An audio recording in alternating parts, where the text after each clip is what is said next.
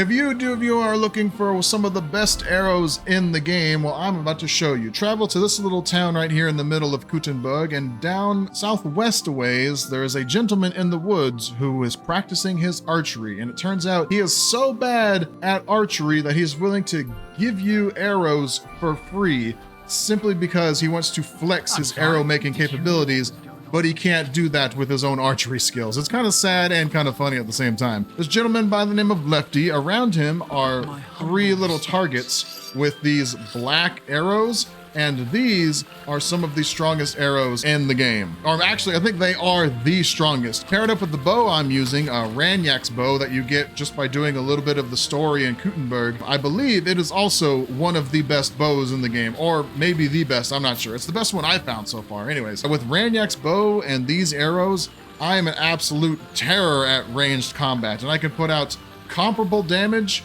to something like the crossbow, but way more faster follow-ups. And so now that I've acquired a few of these black arrows, it's not quite enough. I want a little bit more. So I'm going to go to Lefty and trade him some rook feathers, and he will give me additional arrows for free. Now you can find 5 raven feathers at this scribe here in Gutenberg. In the conversation, they called them rook feathers, but I guess rook may be just another name for a black raven. I don't know. So you get 5 of those feathers, you bring them to Mr. Lefty here, and he will just give you the arrows. And this is a trade transaction, which is something that occurs occasionally during dialogue options. It is not a merchant transaction, which means the item's stolen status is not considered during the transaction. So he does not care that I'm selling him stolen feathers. He doesn't care if you take the feathers out of his own pockets and trade it back to him, because the stolen flag is not checked whatsoever.